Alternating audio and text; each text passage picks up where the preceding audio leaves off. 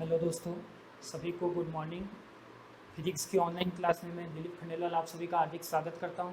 अब हम सब आगे बढ़ रहे थे, तो अपन ने जो जो टॉपिक कर लिए थे उसके आगे अपना नेक्स्ट टॉपिक आता है। अपने पास जो नया टॉपिक आता है वो आता है द्रव्यमान स्पेक्ट्रोग्राफ, मास स्पेक्ट्रोग्राफ। तो मैंने पहले भी चर्चा की गई थी कि मास स्पेक्ट्रोग्राफ क्या काम आता है, कैसे क्या फाइंड करता है। तो अपने पास टॉपिक का नाम क्या है, द्रव्यमान स्पेक्ट्रोग्राफ, मास स्पेक्ट्रोग्राफ। अब अपन बात करते हैं कि ये क्यों यूज में लेना पड़ रहा है। तो ये यूज में इसलिए लेते हैं कि अपन को क्या निकालना है यहाँ पे। एक तो बात होती है अपने पास परमाणु के द्रव्यमान की, और एक बात होती है अपने पास नाभिक के द्रव्यमान की। तो अपने पास दो द्रव्यमान होते हैं, एक तो परमाणु का होता है, यानी बात करते हैं एक तो एटम का द्रव्यमान, मास ऑफ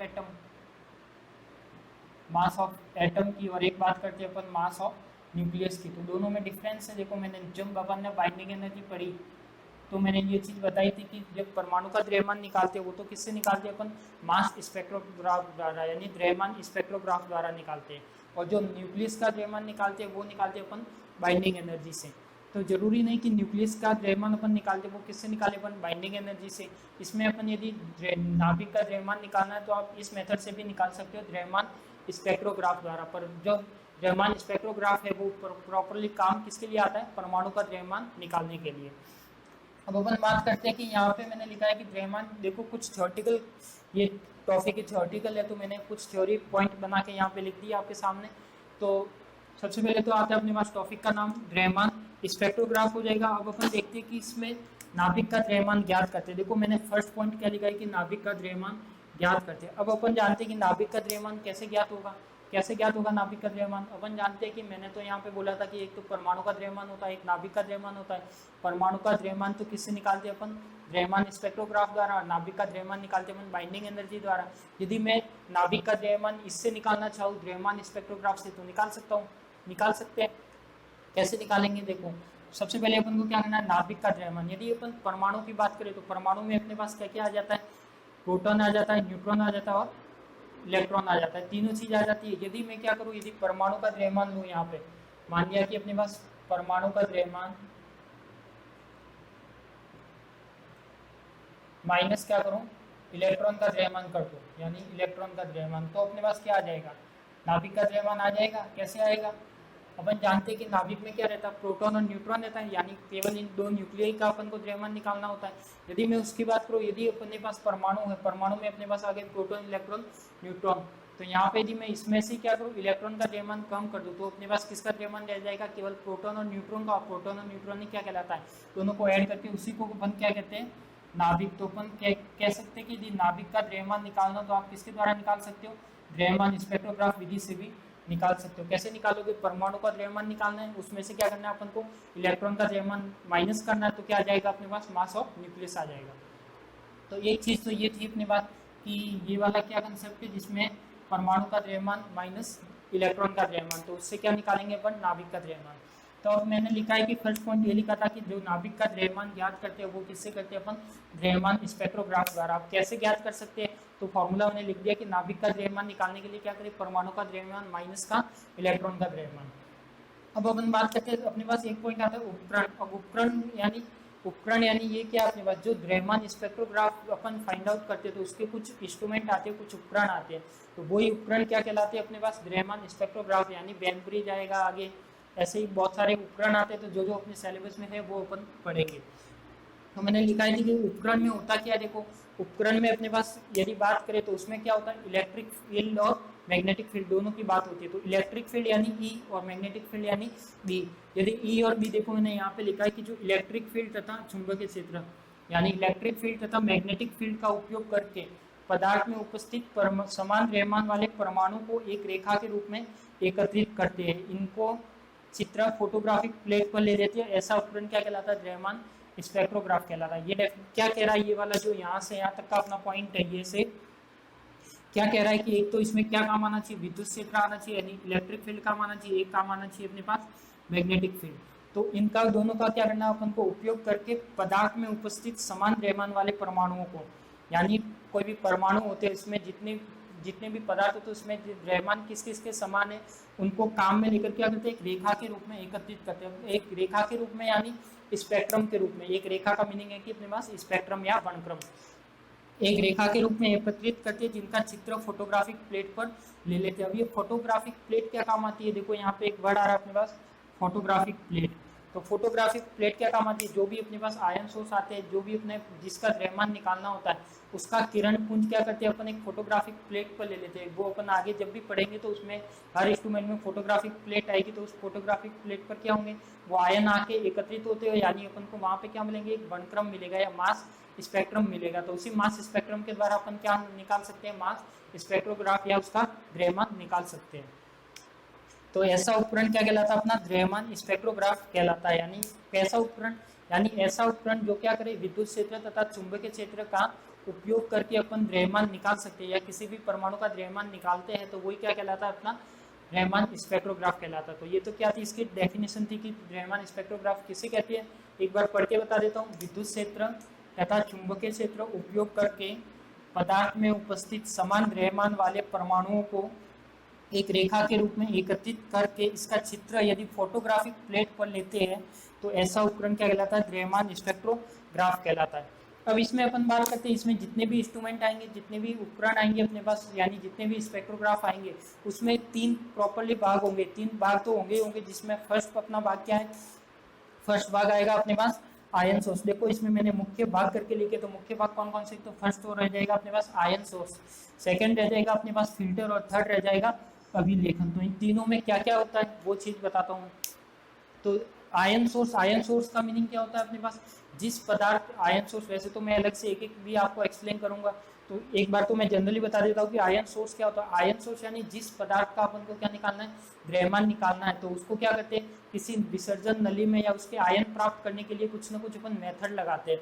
तो वो आयन यानी मान लिया कि कोई गैस है, किसी गैस को अपन क्या करते हैं विसर्जन नली में भर देते हैं, फिर वहां से उसके क्या करते हैं अपन आयन प्राप्त करते हैं। तो वो सब जो काम होता है वो किस में होता है अपने पास, आयन सोर्स में होता है। फिर अपन बात करते हैं सेकंड नंबर फिल्टर की। तो फिल्टर क्या होता है, फिल्टर यानी यदि कोई पदार्थ या परमाणु की बात करें तो उसमें क्या होगा, उसका आवेश होगा, संवेग होगा, द्रव्यमान होगा, उसको यदि फिल्टर करना है यानी छांटना, अलग अलग छांटना।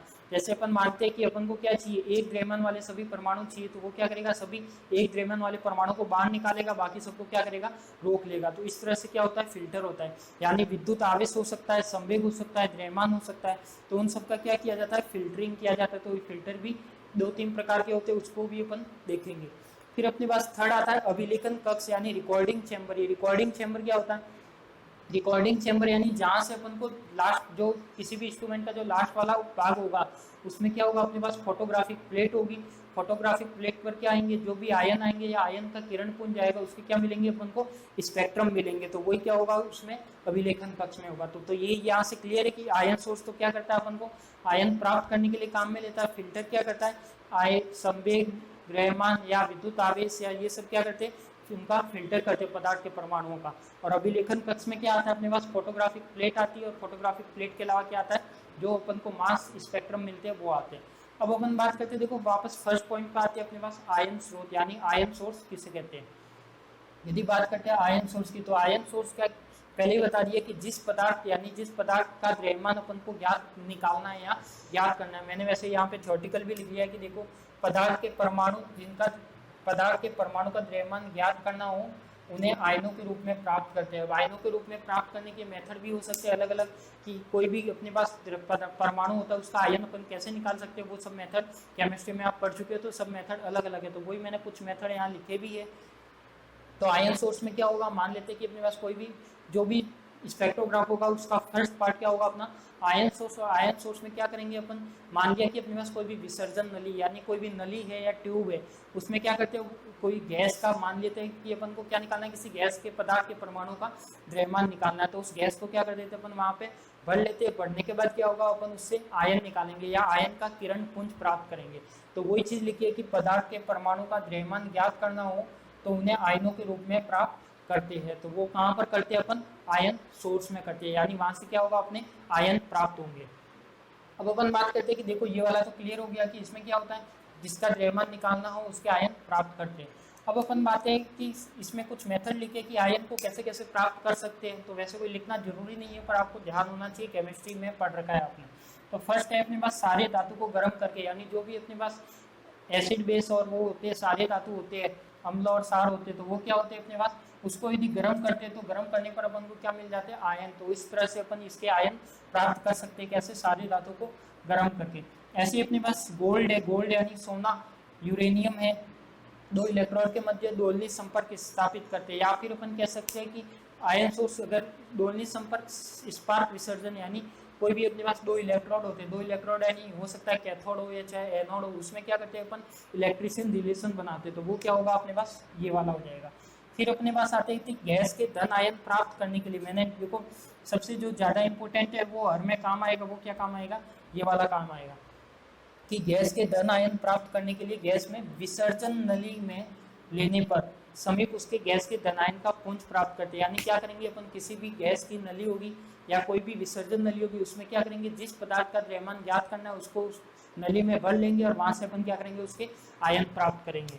तो ये क्या हो जाएगा कि गैस के धन आयन प्राप्त करने के लिए गैस को विसर्जन नली में लेने पर कैथोड के समीप उस गैस के धन आयन का पुंज प्राप्त करते हैं। फिर उसके बाद आता है कि किसी पदार्थ को गैस या वाष्प रूप में लेना हो। नेक्स्ट पॉइंट है अपना कि किसी पदार्थ को गैस या वाष्प रूप में लेना हो तो कम दाब वाले आयन स्रोत में रिसाव यानी लीकेज कर धन आयन प्राप्त कर सकते हैं। तो ये अपना फर्स्ट पॉइंट था, जिसमें मास स्पेक्ट्रोग्राफ अपना थ्योरेटिकल टॉपिक है। उसमें सबसे पहले तो द्रव्यमान स्पेक्ट्रोग्राफ क्यों काम में लिया जाता है। वैसे तो इसमें परमाणु का द्रव्यमान निकालते हैं, पर अपन को निकालना है नाभिक का द्रव्यमान। नाभिक का द्रव्यमान किस बेस पे निकलेगा, इस बेस पे निकलेगा, यानी परमाणु का द्रव्यमान माइनस का इलेक्ट्रॉन का द्रव्यमान करे तो अपना क्या निकलेगा, नाभिक का द्रव्यमान। तो वही लिखा है, मैंने इसकी डेफिनेशन लिखी है कि इलेक्ट्रिक फील्ड और मैग्नेटिक फील्ड का उपयोग करके अपन क्या निकाल सकते हैं, उसका द्रव्यमान निकाल सकते हैं। तो वही वही उपकरण क्या कहलाते हैं अपने पास, द्रव्यमान स्पेक्ट्रोग्राफ कहलाते हैं। इसके तीन भाग होते हैं, आयन स्रोत, फिल्टर और अभिलेखन। आयन सोर्स का मैंने बता दिया है। अब अपन नेक्स्ट में बात करेंगे फिल्टर की, तो कौन कौन से किस टाइप के फिल्टर होते हैं, क्या क्या प्रोसेस होता है हर फिल्टर की अपन बात करेंगे। स्क्रीनशॉट ले लीजिए इसका।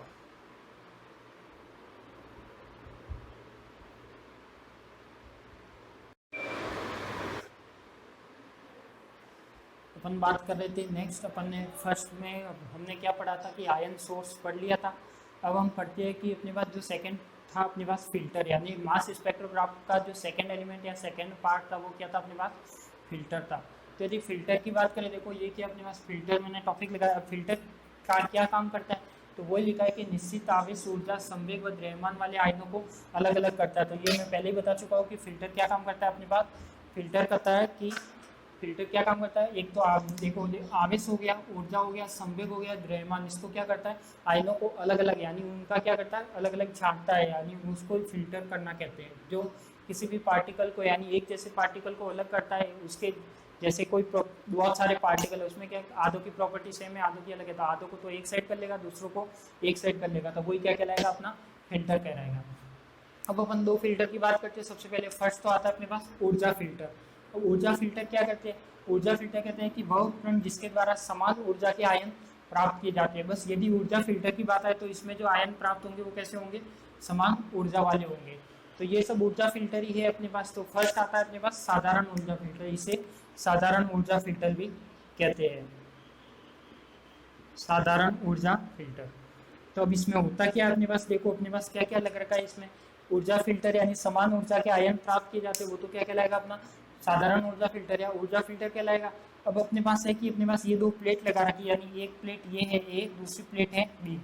इसमें मैंने क्या किया, इलेक्ट्रिक फील्ड लगाया। इलेक्ट्रिक फील्ड यानी इसको मैं क्या करता हूँ, यदि यहाँ पे पोटेंशियल दे दूँ यानी विभवांतर आरोपित करूँ, तो यानी प्लस माइनस सिरे से जोड़ दूँ इनको, तो यहाँ पे क्या होगा, इस पर विभवांतर आरोपित होगा। जब इसको प्लस माइनस करेंगे तो उसमें क्या होगा, इलेक्ट्रिक फील्ड भी उत्पन्न होगा।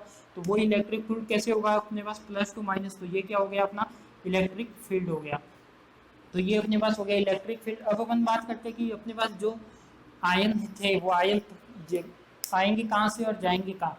तो अपने पास देखो आयन सोर्स के बाद अपने पास जैसे आयन का किरण पुंज कहाँ आएगा, अपने पास फिल्टर से के अंदर आएगा। तो यहाँ पे बात करते हैं इस फिल्टर के अंदर आएगा।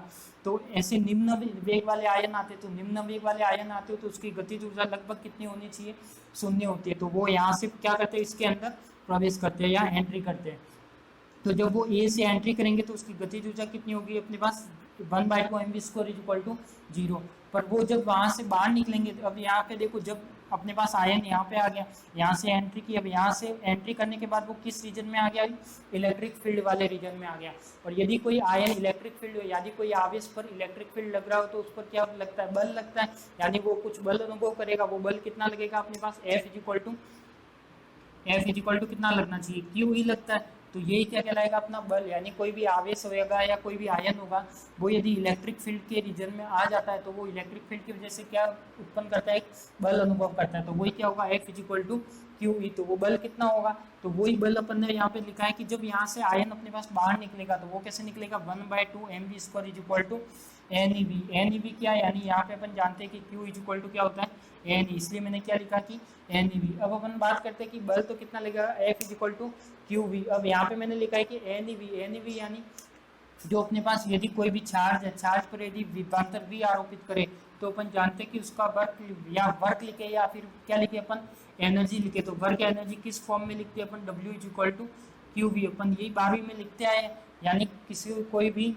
आयन द्वारा विभवांतर आरोपित करने पर किया गया कार्य ऊर्जा के रूप में संचित हो जाता है, यही अपन ने पढ़ा है। तो ये क्या हो जाएगा, W is equal to Q V. तो क्यू इज इक्वल टू क्या होगा अपने पास, एन ई, और ये हो जाएगा अपने पास एन ई वी। तो जो अपने पास जो एनर्जी आ जाएगी वो कितनी आ जाएगी, एन ई वी।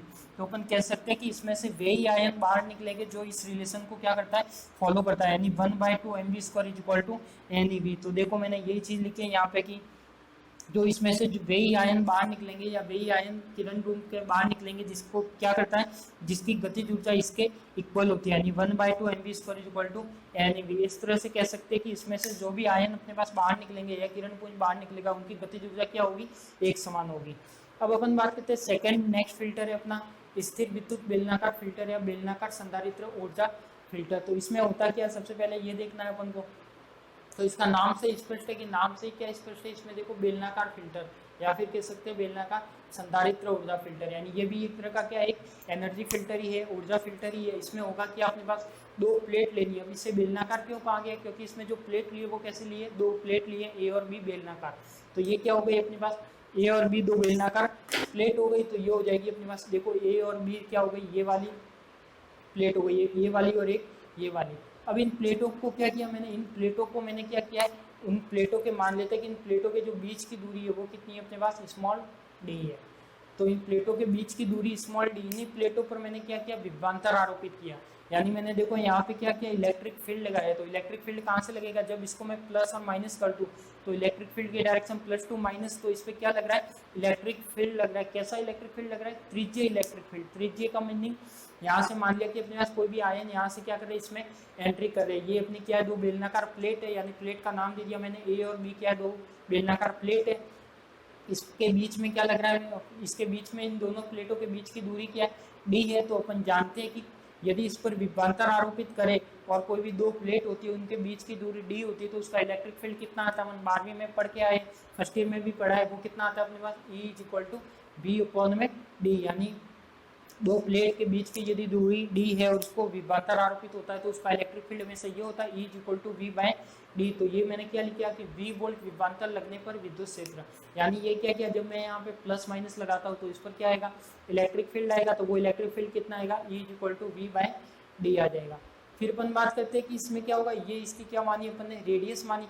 अब अपन बात करते हैं कि कोई भी आयन होगा वो यहाँ से क्या करेगा, एंट्री करेगा, यानी पी पॉइंट से तो एंट्री करेगा और क्यू पॉइंट से बाहर निकलेगा। तो जो बाहर निकलेगा उनकी क्या होगी, गतिज ऊर्जा सबकी समान होगी। वो कैसे होगी वो देखना है। सबसे पहले तो क्या होगा, इसमें कोई भी आयन एंट्री करेगा, यदि आयन एंट्री करता है तो इस पर इलेक्ट्रिक फील्ड कैसा लग रहा है, त्रिज्यीय लग रहा है। तो जब यदि कोई इलेक्ट्रिक फील्ड त्रिज्यीय लग रहा है तो देखो इसमें जब कोई त्रिज्यीय इलेक्ट्रिक फील्ड यानी लगेगा तो वो एक बल अनुभव करेगा। तो वो बल देखो ये कैसा, वृत्ताकार रूप में, यदि वो आयन यहाँ से घूम कर आता है यानी इसका मतलब क्या है, उसका जो एक फोर्स लग रहा है यानी अभिकेंद्रीय बल लग रहा है, तो वही अभिकेंद्रीय बल कितना लिखते हैं अपन, केंद्र की ओर लगने वाला बल M B square by R. तो ये क्या हो गया अपना अभिकेंद्रीय बल M B square by R. अब अपन कहते हैं कि यहाँ पे कोई भी आयन था या आवेश था, उस पर इलेक्ट्रिक फील्ड अप्लाई किया तो उस पर एक विद्युत बल भी लगेगा। तो वो विद्युत बल कितना हो जाएगा, F is equal to Q E. तो जो अभिकेंद्रीय बल इज इक्वल टू क्या होगा, इसका विद्युत बल। यदि ये वाले यानी प्रवेश करने वाले आयन पर लगने वाले बल कौन कौन से अपने पास, अभिकेंद्रीय बल है और क्या है, इलेक्ट्रिक फील्ड है। तो अपने पास जो विद्युत इलेक्ट्रिक फोर्स है तो ये क्या होना चाहिए, दोनों इक्वल होना चाहिए। तो देखो यहाँ से देखते हैं कि अपने पास जो M B square by R है तो ये तो ऐसे का ऐसे रह जाएगा, ई अपने पास क्या है, यहाँ से V अपॉन डी है, तो मैंने क्या लिख लिया V अपॉन डी, और Q इज इक्वल टू क्या होता है अपने पास एन ई, तो वो रख दिया एन ई। अब मैं बात करता हूँ यहाँ से देखो आर को मैं उधर भेजूँ तो M V square is equal to N E V by D, R इधर आ जाएगा। अब अपन बात करते हैं कि यहाँ पे क्या करूँ, यहाँ दोनों जगह 1/2 लगा दूँ, यानी ये इसकी काइनेटिक एनर्जी हो जाएगी, तो ये भी किस फॉर्म में हो जाएगा, इसके काइनेटिक की फॉर्म में, यानी 1/2 M V square is equal to 1/2 N E E R, यानी निकलने वाले कणों की गतिज ऊर्जा क्या होगी, समान होगी। यानी अपन कह सकते हैं कि इसमें से वे ही आयन या वे ही कण बाहर निकलेंगे जिनकी गतिज ऊर्जा क्या है, एक जैसी, यानी वे ही आयन जिनकी गतिज ऊर्जा एक जैसी है वे ही क्या करेंगे, क्यू पॉइंट से बाहर निकलेंगे। हो सकता है यदि अधिक गतिज ऊर्जा वाले एक जैसे पर कण है तो वो क्या करेंगे, एक साथ बाहर निकलेंगे, यदि कम ऊर्जा वाले कण है तो वो क्या करेंगे, एक साथ बाहर निकलेंगे। तो इस तरह से अपन कह सकते हैं कि ये क्या है, अपना स्थिर विद्युत बेलनाकार फिल्टर है। तो इसमें क्या होता है, देख लो एक बार वापस, ए और बी दो क्या है, बेलनाकार प्लेट है, जिसमें दोनों के बीच की डिस्टेंस कितनी है, स्मॉल डी है। दोनों को क्या किया अपन ने, विभवांतर किया है, विभवांतर किया है या फिर इलेक्ट्रिक फील्ड लगाया है। तो ये इलेक्ट्रिक फील्ड कैसा है, रेडियल है, यानी त्रिज्य है। त्रिज्य इलेक्ट्रिक फील्ड लगने के कारण जो कण है या जो आयन है वो कैसे वृत्ताकार पथ पर गति करेगा। वृत्ताकार पथ पर गति करना मतलब फोर्स कौन सा, अभिकेंद्रीय बल, तो ये हो जाएगा अभिकेंद्रीय बल। और इसमें जो इलेक्ट्रिक फील्ड के कारण आवेश पर बल लगने वाला बल कौन सा है, वो होगा इलेक्ट्रिक फोर्स, तो ये हो जाएगा F is equal to Q E. तो क्यू अपन जानते हैं नहीं होता है, तो ये इससे क्या आ जाएगा, रिलेशन आ जाएगा। तो अपन कह सकते हैं कि जो यहाँ से क्यू से बाहर निकलने वाला कण है वो क्या करेगा, इस रिलेशन को फॉलो करेगा, तभी वो क्या करेगा, वो कण एक जैसे एनर्जी से बाहर निकलेंगे। इसका स्क्रीनशॉट ले लीजिए आप। तो ये अपने पास दो फिल्टर थे, इसके बाद दो फिल्टर और आएंगे, एक तो आएगा संवेग फिल्टर, एक आएगा अपने पास वेग फिल्टर, तो उसकी भी बात करते हैं। इसका स्क्रीनशॉट लीजिए।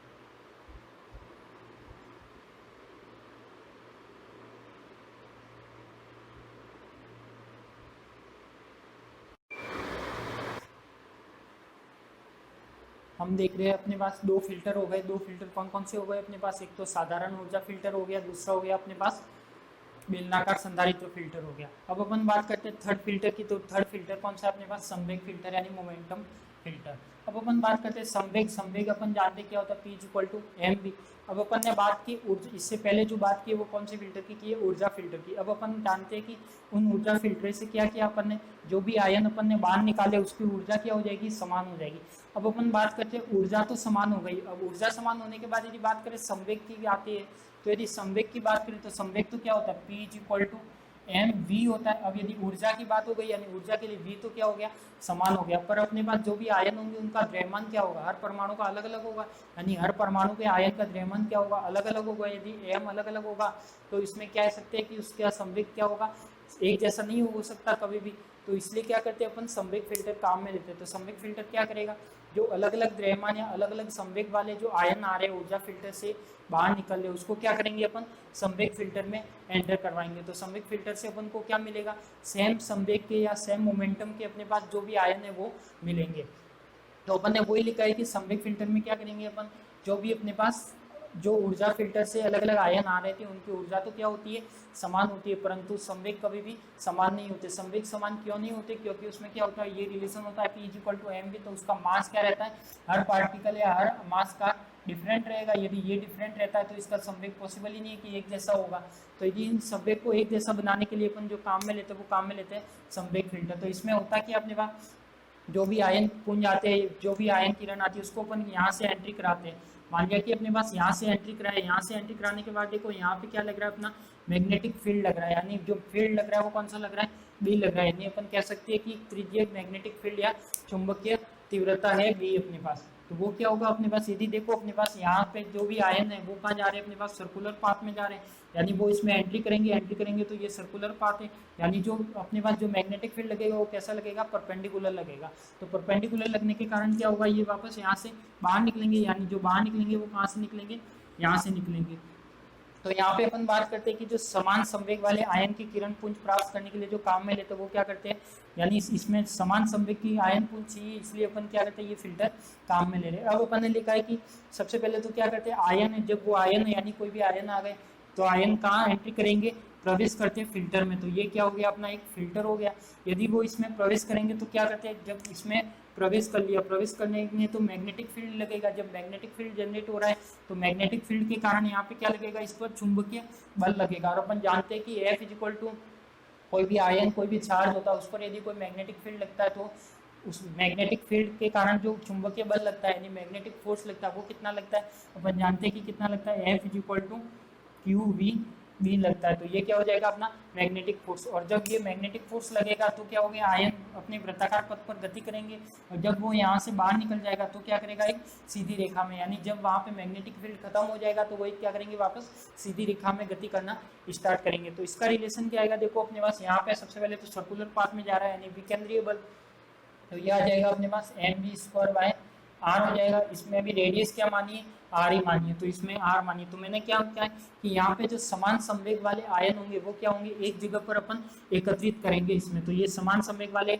यहाँ पे तो क्या थे, अलग अलग संवेग था, जब यहाँ से निकल के बाहर आए तो क्या हो गया, इनका संवेग समान हो गया। तो M B square by R जो बल लग रहा है वो कौन सा लग रहा है, F equal to Q V B. तो अपन कह सकते हैं कि वी से वी कैंसिल आउट होगा तो क्या रहेगा, M B R is equal to Q B. तो ये क्या हो जाएगा अपने पास रिलेशन आ जाएगा, यानी एम बी अपॉन में R equal to Q B. यानी बी तो क्या है यहाँ पे देखो, एम की बात करें तो एम तो क्या है, जो आयन का द्रव्यमान है वो द्रव्यमान होगा, आर क्या होगी अपने पास त्रिज्या होगी, और क्यू क्या है यहाँ पे अपने पास, क्यू आवेश है, और बी क्या है अपने पास मैग्नेटिक फील्ड है। तो ये क्या हो जाएगा चुंबकीय क्षेत्र। तो ये जो अपने पास रिलेशन आएगा। अब देखो इसमें होगा क्या, जब यहाँ पे अपन जानते हैं कि यहाँ से मैग्नेटिक फील्ड से बाहर निकलेंगे तो उसका मैग्नेटिक फील्ड का रीजन खत्म हो जाएगा, तो वो क्या करेंगे, सर्कुलर न होकर सीधी रेखा में जाएंगे। तो इसमें हुआ क्या, आयन थे, आयन ने यहाँ से एंट्री की ए पॉइंट से, किसमें गए, मैग्नेटिक फील्ड में गए। मैग्नेटिक फील्ड के कारण इसमें क्या होता है, चुंबकीय क्षेत्र उत्पन्न है, पहले से था, तो चुंबकीय क्षेत्र के कारण वो क्या करेंगे, विद्युत चुंबकीय मैग्नेटिक फोर्स उत्पन्न करेंगे, यानी चुंबकीय बल अनुभव करेंगे। कितना करेंगे, F is equal to Q V B. तो ये क्या हो जाएगा, आयन वापस यहाँ से सर्कुलर पथ में गति करते हुए बाहर निकलेंगे। अब एक चीज यहाँ पे ध्यान रखना, ये चीज ध्यान रखनी है कि यहाँ पे जो ज्यादा रेडियस का पार्टिकल या ज्यादा रेडियस जो आयन लेगा, यानी जो ज्यादा रेडियस है वो पहले फोकसित होगा, जो कम रेडियस का है वो बाद में फोकसित होगा। तो मैं यहाँ पे लिख सकता हूँ कि जो ज्यादा रेडियस है यानी ज्यादा त्रिज्या वाला पहले फोकसित होगा,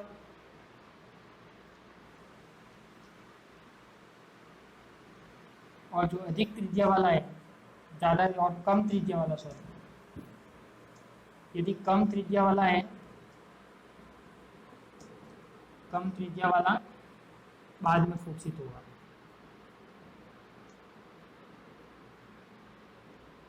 तो देखो ये क्या हो जाएगा अपने पास, ज्यादा त्रिज्या वाला पहले फोकसित और कम त्रिज्या वाला बाद में फोकसित। यही सेम हो रहा है अपने पास, यहाँ पे आयन सोर्स सेम थे, यहाँ से ये वाला ज्यादा रेडियस वाला, तो ये ज्यादा रेडियस वाला तो कहाँ आ गया, पहले आ गया, और ये कम रेडियस वाला है तो ये कहाँ आ गया, बाद में आ गया। तो इस तरह से अपन कह सकते हैं कि ये वाली क्या लाइन इंपॉर्टेंट है, यानी ज्यादा त्रिज्या वाला तो पहले फोकसित होगा, कम त्रिज्या वाला बाद में फोकसित होगा। तो ये क्या हो जाएगा अपने पास, संवेग फिल्टर हो जाएगा। अब यदि मैं यहाँ पे लिख सकता हूँ, देखो यहाँ पे एम बी अपॉन में आर है, तो ये एम बी अपॉन में आर हो गया, साथ में क्या हो गया, क्यू इज इक्वल टू क्या होता है, एन ई बी हो गया। तो इसमें वही पार्टिकल बाहर, वही आयन बाहर निकलेंगे जो क्या करता है, इस रिलेशन को फॉलो करता है। तो ये क्या हो जाएगा अपना संवेग फिल्टर हो जाएगा।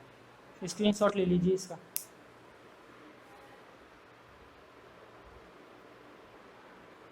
तो इसमें जो काम आता है वो क्या आता है, केवल मैग्नेटिक फील्ड काम आता है।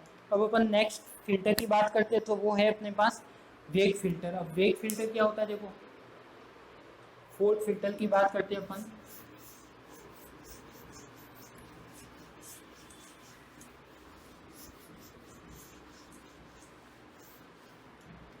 वेग फिल्टर, वेग फिल्टर में कोई ज़्यादा बड़ी बात है नहीं अपने पास। वेग फिल्टर में क्या होगा, जो भी आयन होगा उसके लंबवत क्या लगेगा अपना, एक तो इलेक्ट्रिक फील्ड लगेगा, दूसरा क्या लगेगा अपना मैग्नेटिक फील्ड लगेगा, यानी इलेक्ट्रिक फील्ड भी लगेगा और मैग्नेटिक फील्ड भी लगेगा। यानी कोई भी आयन पर यदि ई और बी कैसे लगेंगे, जो आयन है उस पर यदि परपेंडिकुलर इलेक्ट्रिक फील्ड लगता है तो उसके परपेंडिकुलर कैसा लगेगा, मैग्नेटिक फील्ड। यानी ई और बी कैसे होंगे, एक दूसरे के लंबवत भी होंगे, लंबवत होंगे तो आयन भी कैसा होगा, आयन के ऊपर लंबवत रहेंगे। तो इस पर जो फोर्स काम करेंगे वो कौन कौन से फोर्स काम करेंगे, इसके कारण तो हो जाएगा अपना एफ इज इक्वल टू क्या हो जाएगा, जो ई के कारण होगा वो तो क्या होगा अपना क्यू ई, और जो बी के कारण होगा वो क्या होगा अपने पास क्यू वी बी हो जाएगा। यदि इसको मैं दोनों को इक्वल लिखूँ, यानी जो दोनों फोर्स लगेंगे पर कैसे डायरेक्शन में ऑपोजिट है, बाकी क्या है एक ही बराबर परिमाण या बराबर मैग्नीट्यूड के है, तो वो क्या हो जाएगा क्यू वी बी। तो यहाँ पे क्या होगा देखो, Q इज इक्वल टू क्या होता है एन ई, तो ये हो जाएगा अपने पास एन ई। यदि यहाँ पे ई की बात करते तो ये हो जाएगा E is equal to Q V B हो जाएगा। अब अपन क्या बात करते हैं, यदि इलेक्ट्रिक फील्ड की बात करें, यानी यहाँ पे वी क्या रखे अपन,